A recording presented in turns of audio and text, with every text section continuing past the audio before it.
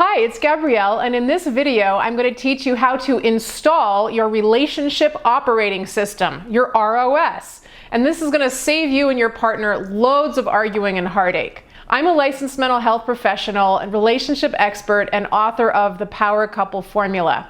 My couples therapy practice is grounded in the science of what makes relationships work. If you're like a lot of people, when you try to have a healthy relationship, you probably feel pretty confused. By this point, you've probably heard hundreds of ideas about how to go about it, and you don't even know what to think anymore. This isn't your fault. The relationship advice out there is missing some critical information, and I'm going to share that with you today. Before I get started, just remember, if you like this video, make sure to subscribe to my channel right now. Just click on the subscribe button right here. If you're enjoying this video, please give it a like and share it. And please go to my website, thepowercoupleformula.com, for lots more information about how to have a great relationship. A lot of people ask about how to stop fighting. They have out of control arguments. You may wonder if you're incompatible with your partner. A lot of couples want to know the secret to a successful relationship. Couples want to know what a healthy relationship looks like and whether they should be fighting or not. In fact, it's a lot like their questions about sex, like how often should we be fighting and who should initiate the fight. But seriously, fighting can be a real problem in relationships. You may feel like you're walking on eggshells with your partner. I'm going to let you in on a little known secret today about fighting. A lot of couples think that their disagreements are due to the specific things that they disagree about, like how to parent their kids, or how much sex they should have, or how to handle money in a relationship, or how to deal with a partner who's always late. A lot of couples' advice out there tells you that if you can just resolve those specific issues, your problems are going to disappear. What you may not know is that these issues are not the root of your problems.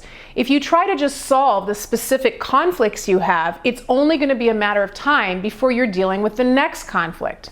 The real issue is deeper than that. And here's the little known secret.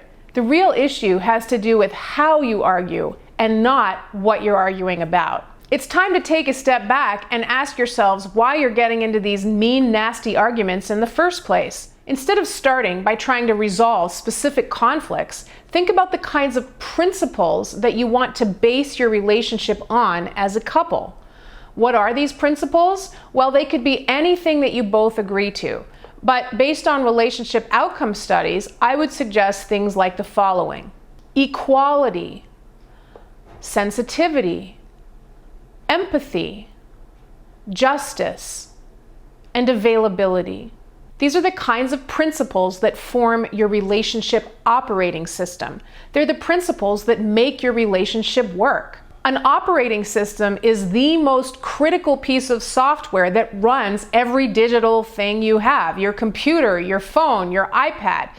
It manages your memory system and all of your computer's processes.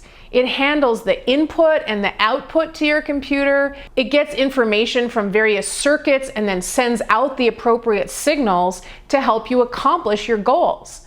When you and your partner agree to base your relationship on shared principles, it's just like that. Your shared relationship principles create an operating system for your relationship that will make it a whole lot easier for you to know how to think, feel, and act when specific circumstances arise where you have to make choices that affect your relationship. That's why this is going to save you so much time and heartache. If you've been following my other videos, you know that I talk a lot about attachment styles, and if you came from an insecure family, you most likely developed an insecure attachment style that's fueling your operating system right now. Think about most of what you learned in your family of origin as probably being a pretty outdated operating system. So here's your upgrade. So let me show you how these 5 principles that I suggested can seriously upgrade your operating system. If both of you agree to base your relationship on equality,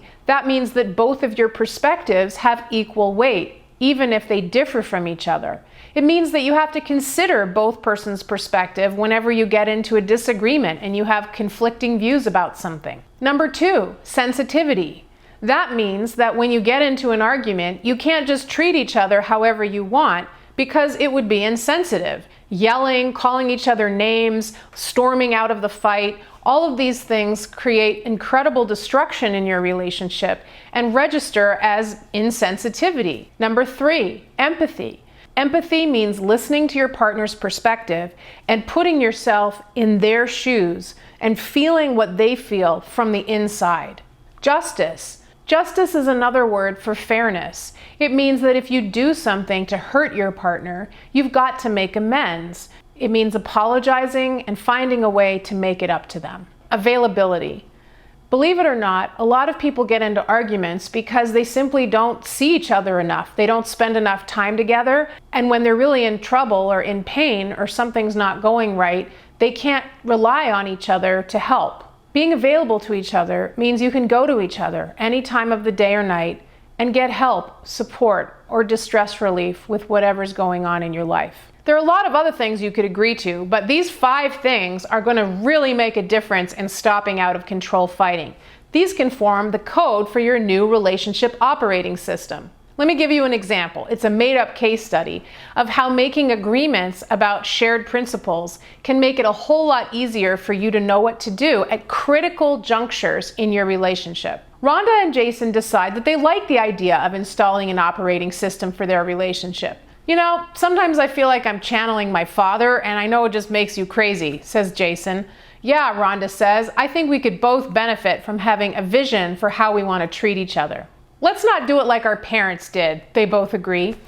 Rhonda and Jason sit down and they talk about the principles that they'd like to base their relationship on. They decide that one of these principles should be equality.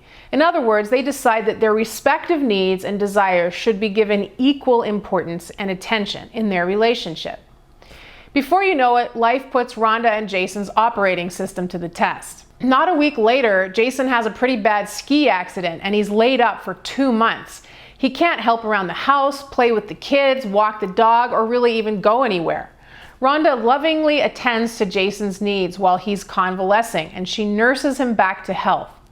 One day, thanks largely to Rhonda's devoted ministrations, Jason is back up and running, doing all the things that he did prior to his accident. Rhonda then tells Jason that she'd like to take a special scuba diving class with a visiting scuba diver one afternoon a week, which would require that Jason pick up the kids from school. I'm so excited about this class, says Rhonda. It's being taught by that Italian lady that I told you about from New York, and all of my friends are raving about her. It turns out that she's only here for a few months, and she's going to be teaching this one class. It's not convenient for Jason to have to pick up the kids after school, as many of his clients are in Australia, and school pickup time is prime time for him doing business online. Jason's first reaction when Rhonda asks this is, no way, I can't do that.